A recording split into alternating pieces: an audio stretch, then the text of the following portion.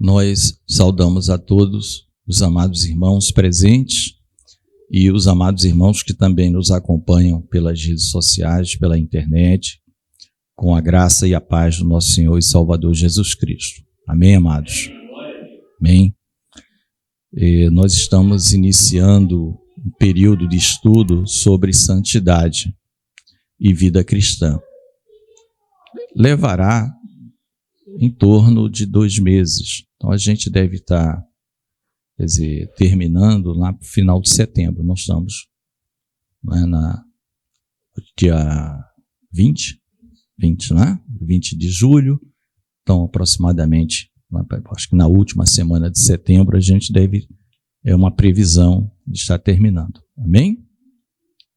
Então, hoje a gente vai falar sobre, durante esse período, a nossa expectativa é falar um pouco sobre vários aspectos da santidade na vida cristã.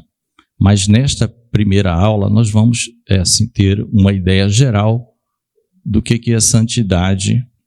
Será nada muito, até porque temos bastante tempo, do que é especificamente santidade numa visão tanto do Antigo Testamento quanto do Novo. Amém? Uma visão geral do que é tornar-se santo, ser santo, santificar, esse tipo de expressões usadas na Bíblia, para que as próximas aulas já fiquem mais fáceis de compreender. Então, vou pedir para os amados irmãos, em reverência à palavra do Senhor, até é bom sempre ler um versículo, está apesar de a gente começar pelo velho e depois ir para o novo um pouquinho, a aula não será longa, para a gente abrir na primeira carta do apóstolo Pedro, no capítulo 2, no verso 9, para lermos um trecho referência, e com esse texto já observarmos como o Antigo Testamento já apontava para as coisas após Cristo, né? Após o Espírito Santo. Amém? 2:9, 1 de Pedro. Eu estou com a versão revista e atualizada, alguns vão estar com a revista corrigida, outras com a corrigida fiel. Amém? Podemos ler. Diz assim, 2:9, vós, porém, sois raça eleita, sacerdócio real, nação santa, povo de propriedade exclusiva de Deus, a fim de proclamardes as virtudes daquele que vos chamou das trevas para a sua maravilhosa luz. Vós, sim, que antes não erais povo, mas agora sois povo de Deus, que não tinhais alcançado misericórdia, mas agora alcançaste misericórdia. Amém? Senhor Deus e Pai, nós oramos a Ti, pedindo a assistência do Teu Santo Espírito, que o Senhor nos abençoe, que o Senhor nos conceda graça aos nossos corações, nos conceda paz. Deus, que em tudo o Teu nome, só o Teu nome seja glorificado, seja exaltado, seja engrandecido neste local, Senhor, porque tudo é feito para a honra e glória unicamente do nome do Senhor. Oramos agradecidos em nome do Senhor Jesus. Amém. Os irmãos podem estar assentados. Amém, queridos? Então, lemos um texto referência que está no Novo Testamento e muito provavelmente ao longo dos 2 meses esse texto será lido em alguma ocasião. Tá? Então, nós vamos começar, como eu falei para os amados irmãos, este estudo pelo Antigo Testamento, tá? Todos sabem, imagino, né, a diferença do porquê da expressão Antigo Testamento e Novo Testamento. Amém? Então, estou com o pressuposto que existe o conhecimento do que é no Antigo e o que é novo. Não é só a divisão da Bíblia, aqui para trás é o Antigo, aqui é o Novo. Não. Tem uma razão de ser chamado Antigo ou Velho e uma razão para ser chamado Novo. Então, no pressuposto que todos sabem, se alguém não souber, avisa, a gente dá uma rápida pincelada, tá?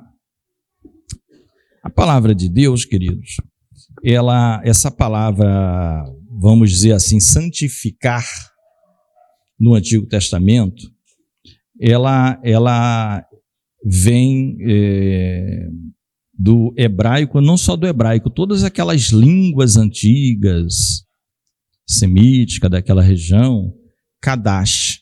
Daí os irmãos já devem ter ouvido, acho que tinha até uma banda chamada Kadosh. Não é isso? Não sei se ainda existe, tá? Mas tinha uma banda chamada Kadosh, tá? Então são variantes. Kadesh, Kadosh, Kadash, tá? Porque uma significa santificar, tornar santo, a outra significa santo, né? Coisas desse tipo. Então tinha uma banda, por exemplo, evangélica antiga chamada Kadosh. Então os irmãos já sabem o que é Kadosh. Era um hebraico antigo que significa santo, tá bom? Então os irmãos já sabem por que tem esse nome, tá? Qual o significado de se tornar santo no Antigo Testamento? Tá? Era um ato, aqui o significado, segundo o dicionário, eu vou dizer a fonte aqui, é o Vine, então são 3 autores, Vine, o Unger, que tem aquele livro que a Janete comprou, tá? Comentários bem simples, um livrinho de 800 e poucas páginas, um comentário breve da Bíblia, do Mério Frederic Unger. Acho que a Janete comprou. Comprou, Janete? Não comprou, né? Ela ia comprar, é isso. Ele não é caro, ele é bem simples, assim, para quem quer ter uma noção básica, tá? Então, é do Vine, do Unger e de um outro autor. São 3 autores. Eles definem, são estudiosos, profundos conhecedores, eles definem no Antigo Testamento essa questão do Kadash, o ato, ou um ato qualquer, um ato, por meio do qual, prestem atenção, pessoas ou coisas, objetos, bem? Antigo Testamento, pessoas ou coisas são separadas para uso na adoração de Deus. Eles são consagrados ou tornados sagrados. Amém? Então, a definição importante que eles dão no Antigo Testamento. Como é que era a definição de santificar, que é o Kadash, tá? Essa definição. Então, tornar, você pega alguma coisa, tá? E separa para adoração a Deus. Ou seja, ela era consagrada ou tornada, vamos dizer, sagrada. Consagrada é tornar sagrada. Então, tinha coisas também, tá? Um pouquinho diferente, que a gente vai ver mais na frente, depois da nova aliança. Que ainda existem coisas, mas é diferente no aspecto, tá bom? Então, existia isso. Então, era para o mais sublime serviço, concorda? Porque adorar a Deus é o mais sublime trabalho que pode ser feito. Você pode estar preparado para ser o CEO de uma grande empresa, né? o top, o presidente de uma empresa, é algo brilhante, né? Na vida profissional de alguém. Ele chegou no nível de preparo que agora ele é presidente de uma multinacional. Profissionalmente falando, está tudo certo.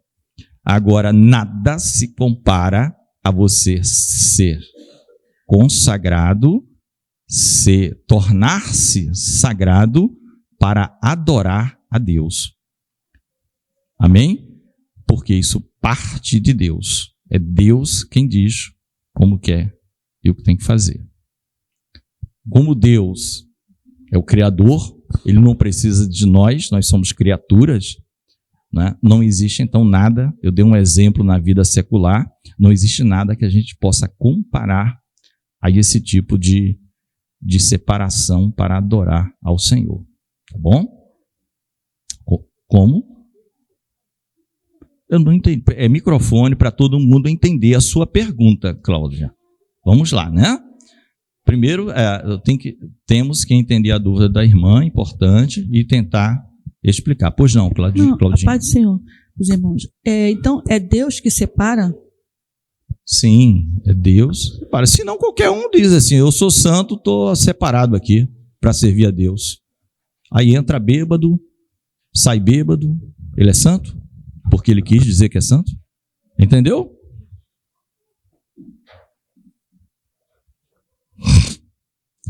Então... Então, peraí. Qual é a diferença? Antigo, lembre-se bem, estamos tratando de que testamento? Ao Antigo. Antigo.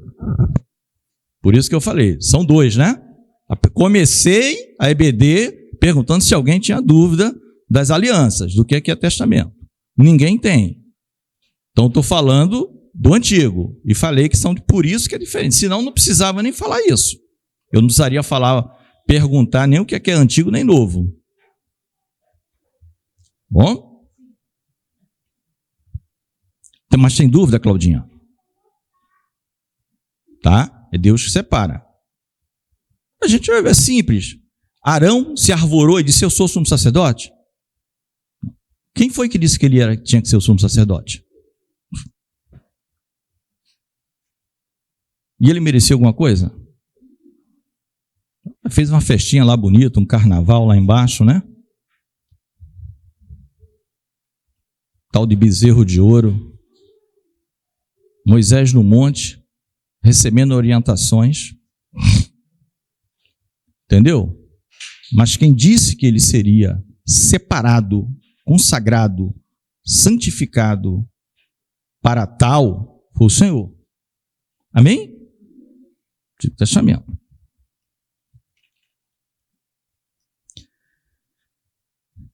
A pessoa, queridos, lembre-se, isso aqui é uma ideia, nós temos 2 meses para trabalhar na prática, né?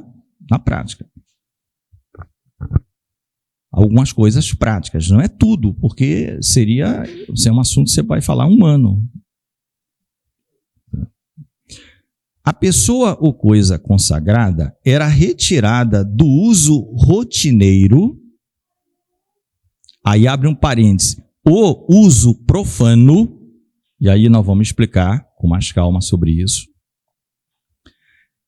e será tratado com cuidado especial agora como propriedade de Deus. Lembra do que nós lemos em Pedro 2,9? Vós sois propriedade particular, peculiar de Deus. Olha a responsabilidade nossa, hein? Nós temos um proprietário, meus queridos. Nós temos um dono.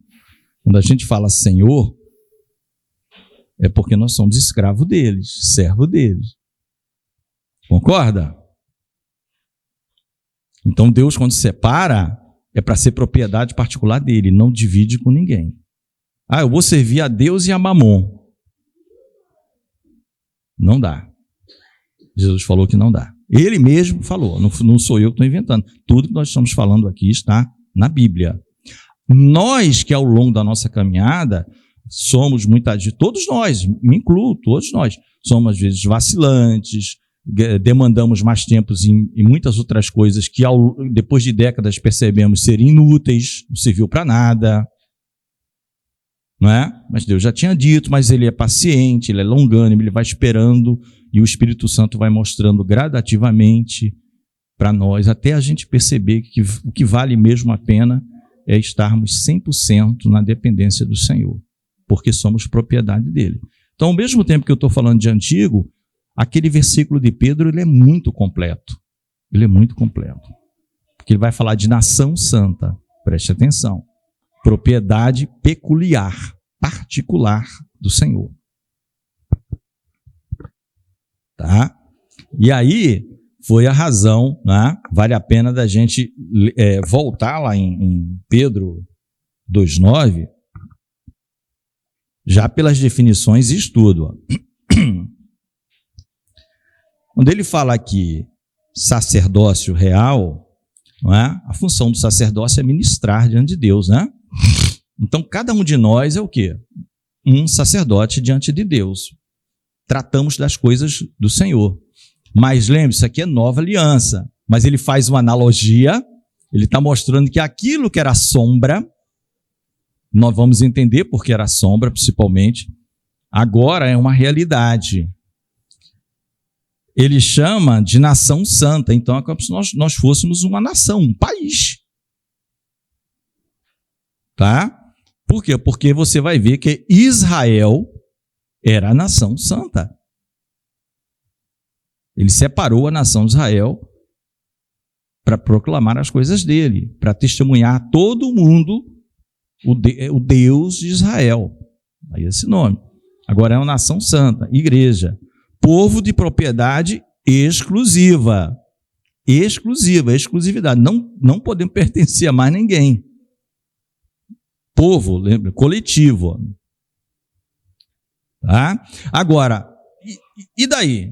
É só para isso que nós somos? Ou tem um propósito? A palavra vai dizer que tem um propósito, a fim de proclamar as virtudes daquele que vos chamou das trevas para a sua maravilhosa luz. Então aqui já diz muita coisa. Onde é que a gente estava antes? Nas trevas. E o que é que Deus quer? Anuncia ao mundo, ou às trevas de onde vocês vieram, as virtudes, as bênçãos, as boas novas daquele que vos chamou. Tá? Então esse 2,9 ele vai ser bastante usado, porque ele é uma definição talvez a mais completa no sentido dessa exclusividade, dessa separação que Deus faz de nós, dessa aquisição. Não é? E ela é maravilhosa, que a gente vê lá no finalzinho de Malaquias, do profeta, o último livro da Bíblia, de vez em quando a gente cita esse versículo, melhor dizendo, que no dia que a gente percebe que é um juízo, não é? Sobre os ímpios ou sobre aqueles que vivem batendo em Deus, não é? Como se Deus fosse algo que se pudesse contrariar, vem o fogo ardente, queimando como palha. Mas para os que me temem, não é? Sol da justiça. E ele é comparado também como bezerros soltos da estribaria. Eles ficam felizes. Amanheceu, o homem lá do campo, o agricultor, o pecuarista, abre o portão, os bezerros saem saltando de alegria. Então o Senhor faz separação. Tá bom? Isso aí. Então é bem simples, nós estamos falando uma linguagem bem superficial. Não adianta ficar com coisas complexas. Lembra para vocês que eu falei que a pessoa ou coisa que era consagrada era retirada do uso rotineiro ou profano? Exatamente. Por quê? Porque para nós, quando chegou essa palavra profano, ela tem origem no latim profanos. O hebraico é anterior, no latim profanos. Que significa, o que significava profanos? Fora do templo, diante do templo. Fora do templo ou diante do templo. Ou seja, a ideia era inicial, tudo que era comum. Ela não era algo tido como algo ruim, apenas que Deus escolhia ali alguém que estava no comum, no secular, e colocava, por exemplo, para dentro do templo, mas santificava, tornava santo. Então, o próprio fato de estar fora do templo, naquele tempo, diante do templo, era comum.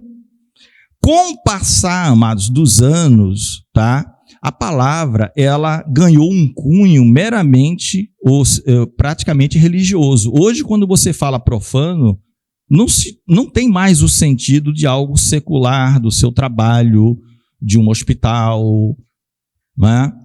De uma profissão, de um estudo, de uma faculdade. Não. Ela, com o passar do tempo, ela se tornou aquilo religioso, vamos dizer assim, que ofende a Deus. Então, hoje, e faz sentido, quando se chama a palavra profano, que também no grego tem o seu semelhante, é koinos. Koinos, nós vamos lá. tudo que ofende a Deus. E eu já citei em outras ocasiões também aqui, que, por exemplo, o Brasil tem a festa quase sempre no mês de fevereiro, mas às vezes chega a março, em que dois carnavalescos, um já falecido há muito tempo, né? O seu nome terminava com 30, ele definiu publicamente, está gravado e filmado, que esta festa é a maior festa profana do mundo. Mas com muita naturalidade, ele tinha consciência e ciência do que estava falando. E o sentido é tudo aquilo que ofende ao santo ou sagrado. Natural para eles. E mais recentemente, um que está vivo disse a mesma coisa. Tá? Então, dentre aquilo que ofende o sagrado, vamos dizer assim, porque, lembre-se, profano no passado era simplesmente comum. Não queria dizer exatamente isso, bem nos tempos remotos. Ao longo do tempo tem esse significado. Então, as pessoas que estão no comando daquilo sabem muito bem o que estão fazendo. Bem? Podem se converter, lógico, Jesus Cristo morreu por todos, a graça se há manifestado a todos os homens. A luz, né, como está em João 3, ela refletiu para todos, mas os homens amaram, em sua grande maioria, mais as trevas.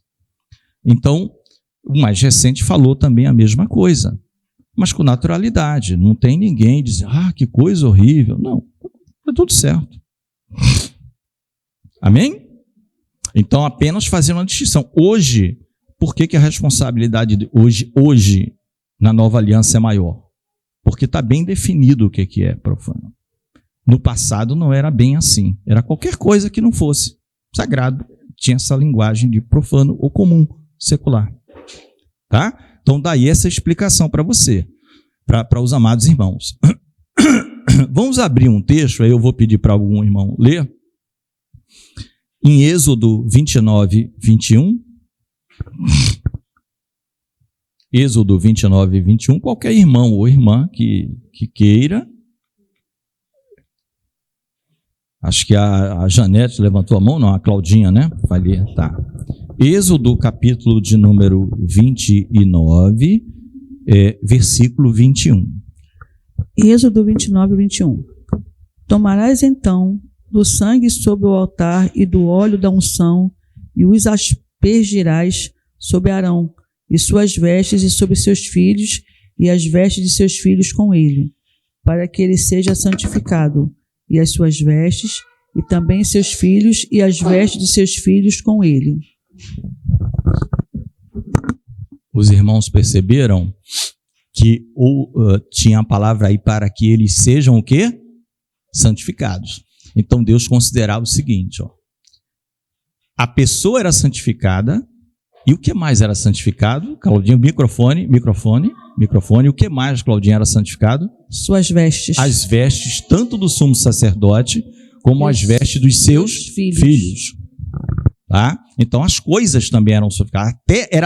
Deus estava tentando mostrar para o homem que a adoração a Deus requeria tanta santidade que tudo tinha que ser santo, separado. Então, como que era santificado? Hebreus fala isso. Quase todas as coisas, Hebreus não fala todas, mas quase todas as coisas eram purificadas ou santificadas com sangue. Não é isso? Nós estudamos Hebreus. Era assim. Então significava dizer que Arão, antes de ministrar, por exemplo, antes de fazer determinadas festas, o dia da expiação, por exemplo, mesmo ele sendo sumo sacerdote, não significava dizer que ele estava em condições do que Deus chamava de santo para ministrar. Por isso que existia, inclusive, o sacrifício de um cordeiro por ele mesmo. Olha, o microfone, eu acho que o pastor Carlos está pedindo, tá? Ele pedia, queridos, ele sacrificava por ele mesmo, tá? Então, Antigo Testamento, tá? Hoje nós temos isso? Não, nós não temos isso. Na Nova Aliança, ninguém precisa sacrificar constantemente o cordeiro. Por isso que Hebreus também vai dizer, Cristo morreu uma vez, por todas. Há um único sacrifício. O que nós fazemos é menção, lembrança, trazer a memória. Nas nossas orações, nós falamos do sangue do Senhor. O Senhor nos lava, nos purifica, né? Porque nós queremos estar diante de Ti mais santo, né? Espiritualmente falando, nós não vamos matar nenhum cordeiro, porque o cordeiro de Deus é Jesus. Tá? Mas era assim. Então, para mostrar para os amados a questão também de vestes, tá? Das pessoas para ministrar perante o Senhor, tá bom? Como era. Agora, aqui é apenas uma informação para os amados, a dificuldade, por isso temos que respeitar muito, amados. Eu penso assim, nós temos que respeitar muito. É muito fácil criticar equipes de tradução da Bíblia, grupos que passam décadas juntos estudando. É muito fácil criticar. Vai você traduzir a Bíblia. Hoje em dia está todo mundo se arvorando a pegar léxico de grego e hebraico, porque está na internet, para fazer a sua tradução bíblica. Existem vários significados. Você sabe por que a equipe de tradução usou a palavra A no lugar da B? Antes de dizer que aquela tradução está errada, você precisava perguntar à equipe que ficou uma década estudando por que ela optou em colocar pobre de espírito no lugar de mendigo. Por que fizeram isso? Tem um porquê. Embora a palavra também signifique mendigo. Entendeu, queridos? Então, não quer dizer que a gente não tem acesso. O acesso está lá para a gente aprender, lógico. Mas a gente tem que ter muito cuidado. Ih, rapaz, sabia que está traduzido errada. Calma, amados. Teve uma equipe aí trabalhando um desafio. Agora, existem críticas, lógico, de motivos A, B ou C, coisas relativas à venda, né? Porque para ter uma nova edição bíblica existe um número, existe isso, hein? Para ter nova edição bíblica, existe um número mínimo de versículos e capítulos que tem que ter tantas modificações, senão é considerado uma réplica. Não pode ter um nome novo. E aí você está copiando e colocando um novo nome. Então, por exemplo, a ARA tem que ser diferente da Revista Corrigida, a Almeida Revista Atualizada. Nova Almeida Atualizada tem que ser diferente da Almeida Revista Atualizada, porque existem regras para isso. Então, os irmãos entendem quanto é complexo? Não é tão simples assim quanto um cidadão de fora chega e diz, pô, mete o cajado de qualquer jeito falando. Calma. Tem as traduções que eu já falei que para vocês são parafraseadas. Então, elas não estão muito preocupadas com a origem da palavra, mas para facilitar apenas para o leitor. Aí eu citei a NTLH, nova tradução na linguagem de hoje, e a Bíblia, a Mensagem, do Eugene Peterson. Essa é totalmente parafraseada, mas não quer dizer que ela é ruim. Às vezes você vai lá e você entende quando ele, porque foi ele lendo toda a Bíblia para o seu filho adolescente. Essa Bíblia, a Mensagem, surgiu assim. O papai leu do Gênesis Apocalipse, só que ele só tinha na época o equivalente a nós, a Corrigida Fiel e Revista Corrigida. Você vai ler isso para uma criança de 9 anos? Vai falar em pele de texugo para ele? Jarretar cavalos? O que é jarretar cavalos? Hoje a gente não sabe, né? Por acaso eu sei, porque eu lia com Aurélio do lado. Era um dicionário desse tamanho, não tinha computador. Entendeu, amados? Então ele teve que criar um jeito de dizer para o filhinho dele o que estava significando. Ali, tá bom? Por que eu falei tudo isso, amados? Vai em Deuteronômio 22:9. Quem pode ler Deuteronômio 22:9? Acho que agora é Janete, hein? Para não ficar sempre a Claudinha. Até agora foi a Claudinha. Deuteronômio 22:9. 22:9. Não semearás a tua vinha de diferentes espécies de semente, para que se não profane o fruto da semente que semeareis e a novidade da vinha. Amém? Vocês ouviram a palavra santo aí? Ou santificar? Sabe qual é a palavra? Que é igualzinha e está traduzida como profano? A mesma de santo. A mesma. Por isso que eu falei. Entendeu por que eu falei 3 minutinhos antes sobre questões de tradução? Por que o cara, o tradutor, não traduziu como santo? Profano. A mesma palavra. Entendeu? Escrito da mesma forma. Porque é contexto, é situação. Lembre-se disso. Quanto mais antiga a linguagem, menos caracteres tinha, amados. Não é igual como o alfabeto de hoje, que tem palavras até demais. Né? Você tem milhões de sinônimos, coisa. Era difícil. É a situação do livro de Jó. Amaldiçoa o teu Deus e morre. Não é isso que ela fala? Mas sabe qual é a palavra que está lá? É a mesma de abençoa o teu Deus e morre. Tá bom? Então, a equipe de tradução tem que saber. Ela falou aquilo como uma ironia, gozando do rosto dele, da cara dele. Rapaz, tu tá todo doente, perdeu o filho, perdeu todo.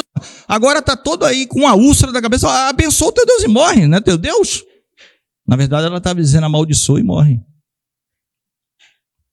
Amém, queridos? Então, estou dizendo para os amados, olha, o pastor Carlos, hebraísta nosso aqui, ele vai falar. Fala, pastor. Pai do Senhor, meus irmãos. Eu ia falar antes, né, acabou que passou um pouco, mas é importante a gente entender que a palavra santidade, né, a gente vai ver ela sendo utilizada em 2 sentidos. Né? Ela vai ser utilizada na questão da separação, né, trazendo essa ideia de algo que foi separado, igual a gente vai ver ali em Levítico 27, 14 ao 17, se não me engano, a gente tem a separação de um campo, a separação de uma casa, né? É onde você pega aquilo ali, separa, dedica ao Senhor, né? E nesse sentido primário, não traz a ideia de expurgo do pecado, de limpeza de pecado. Traz simplesmente a ideia de algo que está dedicado ao Senhor, né? Porque pode ser que paire a dúvida no sentido de, poxa, mas Arão foi separado, foi santificado, e agora quando ele vai lá, ele tem que ser santificado de novo? Como é que funciona isso? Então você tem 2 santificações. No caso de Jeremias, por exemplo, que foi santificado desde o ventre da mãe, não no sentido de expurgo de pecado, mas no sentido de separado para aquele serviço que ele tinha que executar. Amém, irmãos? Então a gente tem essas 2 visões da palavra santidade. Uma delas vai ficar ali dentro do escopo de algo que foi separado para um serviço específico, e a outra no sentido de expurgo do pecado, de limpeza do pecado, né? Amém? Irmão, entenderam? Muito boa aqui, tá? Então, usado no sentido de dedicado ao Senhor, e o outro naquele santificado no sentido de se abster de uma série de coisas, né? Deus manda o povo separar, tem um marco, um limite no monte, aí o povo teve que se santificar no sentido ali realmente de expurgar. Provavelmente ali não deve ter tido intimidades entre casal naquele período, choro, pranto, para poder chegar ali perto. Mas mesmo assim, perto, sem passar de determinado limite do monte lá. Que até se um animal passasse, seria fulminado. Como o pastor Carlos aqui colocou direitinho. Amém, queridos? Então, havia, amado, também, quem pode ler Números 20, 13, no sentido de Deus, os irmãos observam, enquanto alguém vai ler 20, 13, eu vou falando, tá? Aí os irmãos têm que ter a habilidade de procurar, achar e ouvir ao mesmo tempo. Olha lá. É no sentido de Deus, os irmãos percebem na Bíblia, muitas vezes, e saberão que eu sou o Senhor, e eu me santificarei neles. E às vezes é uma desgraça aí no negócio que acontece. Não é isso? Então essa palavra tem também o sentido de Deus mostrar a sua santidade. Certas coisas que ele não tolera. Ou então mostrar o quão santo ele é, que ele não puniu, mas deu o que alguém queria, mas porque ele é muito santo e ele ama e ele quer fazer. Então Deus, usando para Deus, tem essa visão um pouquinho diferente. Quem pode ler Números 20, 13? Capítulo 20, versículo 13. Qualquer pessoa. Estas são as águas de Meribá, porque os filhos de Israel contenderam com o Senhor e se santificou neles. Amém? Quem se santificou neles? O Senhor. Você percebe o sentido diferente?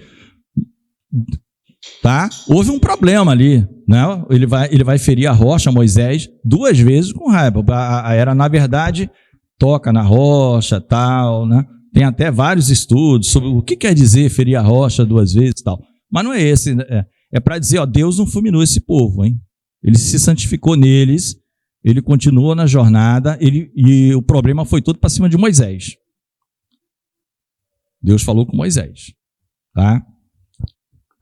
Então, tem muito essa ideia. Então, tu me diz aqui, ó, havia muito, queridos, a ênfase no Antigo Testamento ritualística / cerimonial.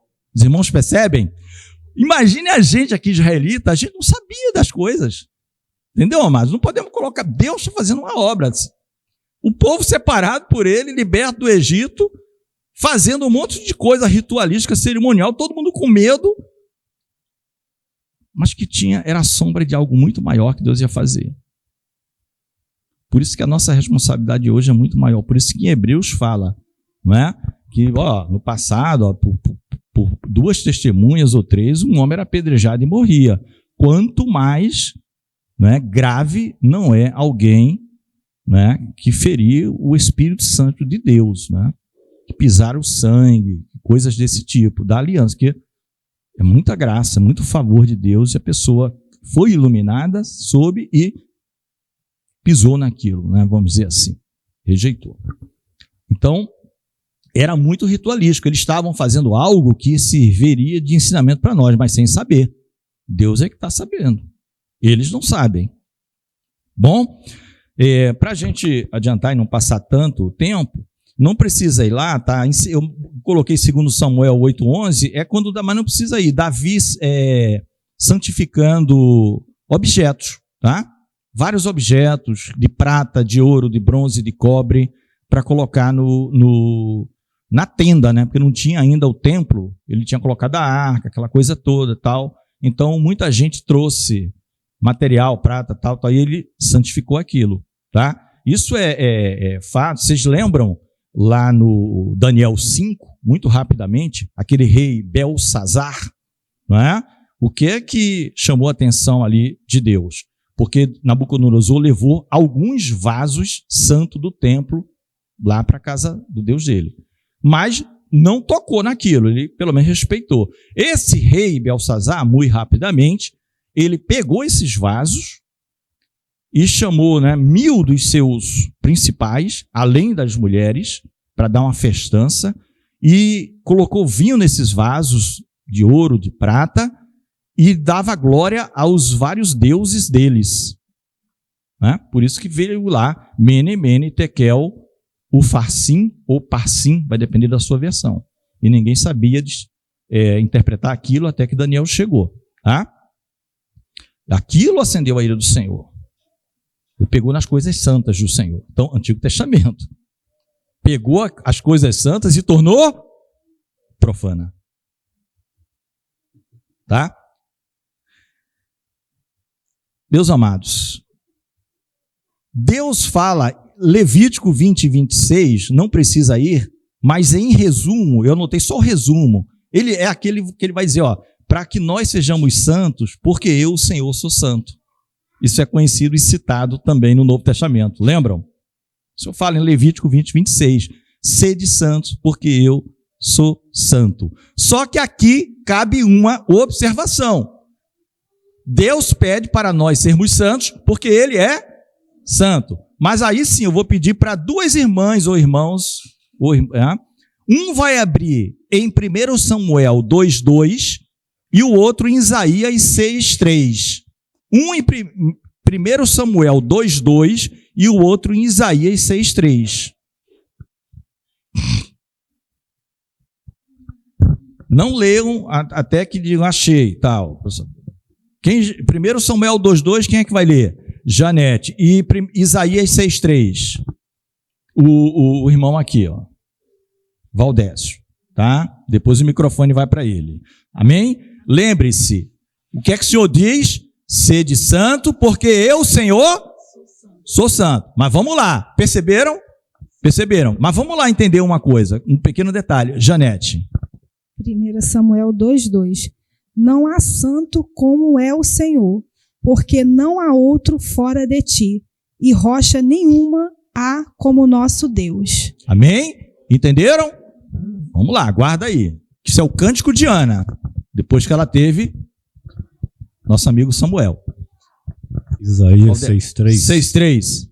Visão de Isaías quando ele é chamado para profeta. Vai lá. E clamavam uns para os outros, dizendo: Santo, Santo é o Senhor dos exércitos.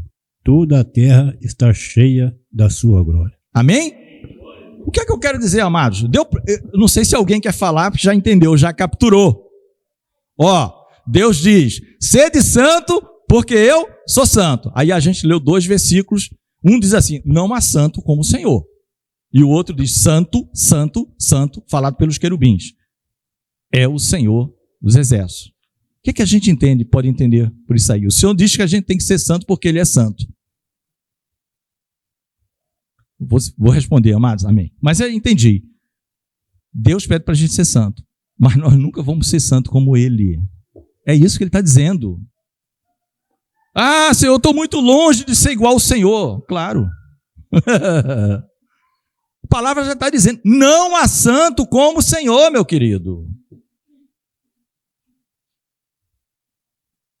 Eu sou igual a Deus, eu sou tão santo quanto Deus. Então pode ir para a cruz morrer, porque você vai resgatar um monte de alma. Por isso que Jesus Cristo é chamado por Pedro no seu discurso o santo com S maiúsculo. O é artigo definido, só tem ele. O santo. Ora, se não há santo como o Senhor, para quem que Ana estava orando? Para o que ela conhecia como Deus, Yahvé. Aí vem Jesus, vem Pedro e diz: Jesus, santo. Está na Trindade, né, queridos? Na Trindade. Porque se não há santo como o Senhor, como é que Pedro podia chamar Jesus de o santo? Com destaque. Porque o santo que ele chama ali não é um santo como a gente. É um santo que pode morrer e purificar o pecado de toda a humanidade. Deu para ver a diferença? Fechou, né? Santo, santo, santo. Era a forma, no hebraico passado, não tinha como nós, superlativo. Santíssimo.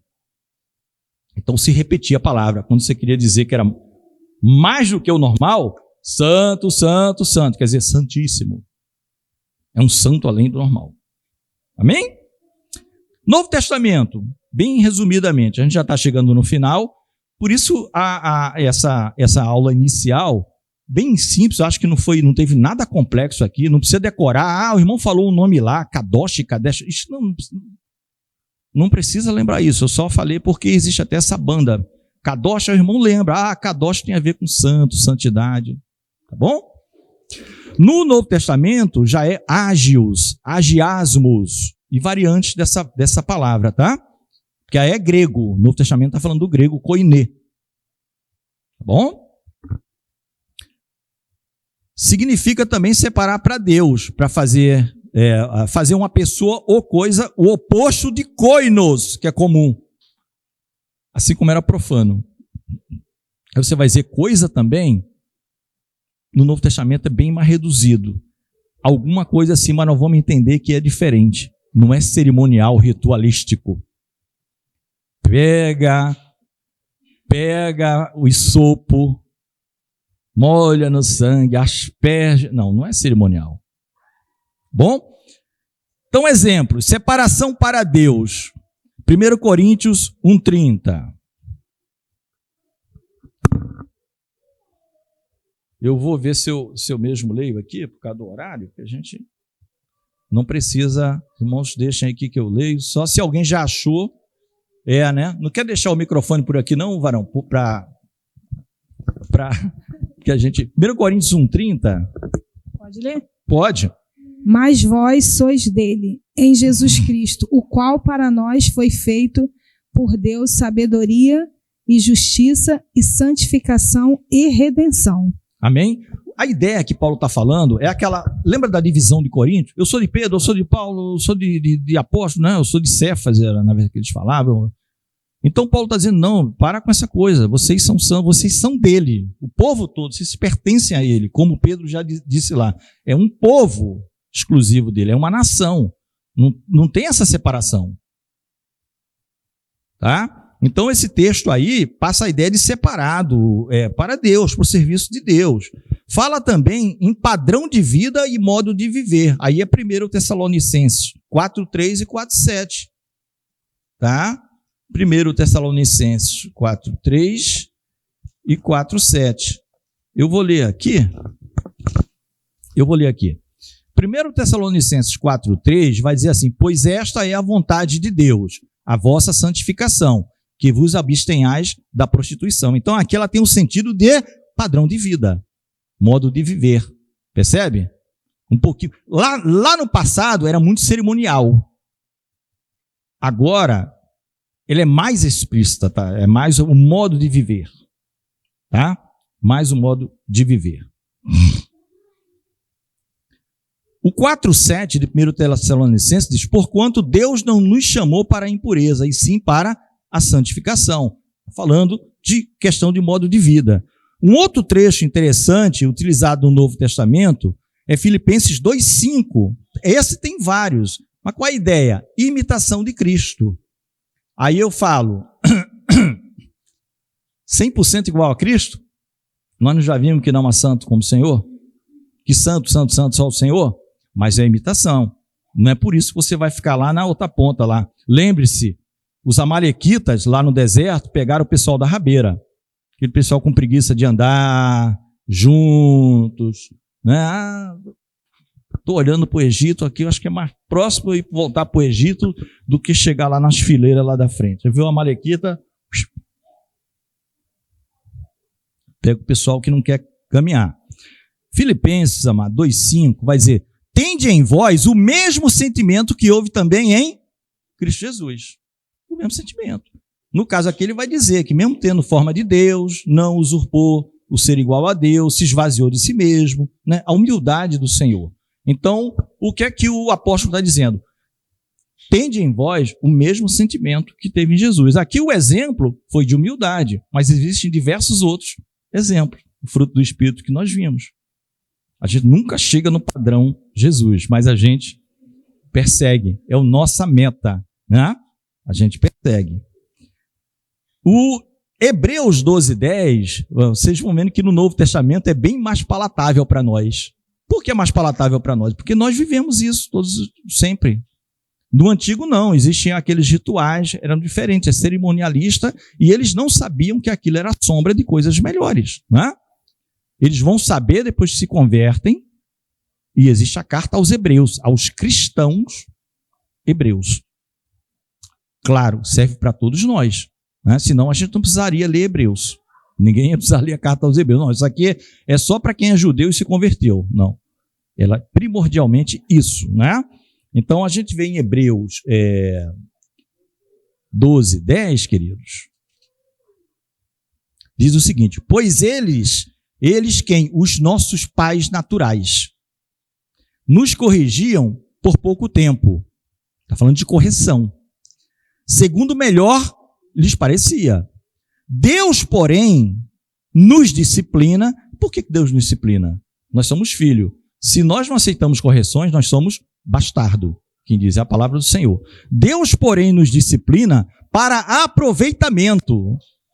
Para proveito. É bom a disciplina de Deus, a fim de sermos participantes da sua santidade, meu querido. Então, quando a gente tiver uns 70 anos de Babilônia na vida, lembre-se que Deus está nos chamando mais para perto dele. Ele está te tratando para você ser mais santo. Você estava se afastando da santidade. Aí vem uns 70 anos de Babilônia na sua vida, aí você sente saudade da pátria. Aí você vai cantar o Salmo 137, né? Que é o Salmo da saudade. Dava lá, eles pediam para a gente, para zombar. Canta o hino ao vosso Deus aí. Né? Os babilônios pediam para os para os israelitas, para os judeus. Canta um hino para o vosso Deus, para a gente ouvir aqui. Como poderíamos cantar estando longe da nossa terra? Aí todo mundo ficou com saudade de voltar para Jerusalém. Vamos ficar de pé, amados. Amém? Eu escrevi ainda mais uma página e meia aqui, mas mas está tudo certo. Não tem, porque eu coloquei propositadamente exemplos com sobra, né? Mas eu tenho certeza que o que foi deu para a gente ter ideia da santidade e como é mais fácil no Novo Testamento o entendimento. Não é que é mais fácil, é fácil de seguir, não é? Eu diria até que é muito mais fácil seguir o cerimonial, porque é meio que é uma coisa objetiva. Ó, mato, cordeiro, asperge, lá está asperge, agora está santo. Ele nem sabe por causa daquilo, ele sabe que é Deus que mandou e é daquele jeito. E tinha que ter Moisés em cima. É assim, ó. Porque eu não sei, Deus mandou assim, faz. Né? Agora não, agora nós temos consciência em Cristo. Né? Agora nós temos consciência em Cristo. Amém, queridos? Vamos orar agradecendo a Deus. Então, vamos passar aí uns 2 meses estudando alguns aspectos práticos, tá? Se Deus permitir, se Ele vai, né? Os irmãos vão estar orando por isso, né? Vão estar orando pelas EBDs, para a gente trazer sempre com simplicidade e de fácil entendimento, se possível, para todos, né? Sem ser nada complexo. Vamos orar agradecendo, Senhor. Senhor Deus e Pai, somos gratos a Ti por este período, ó Deus, de estudo, Pai amado, da Tua santa palavra,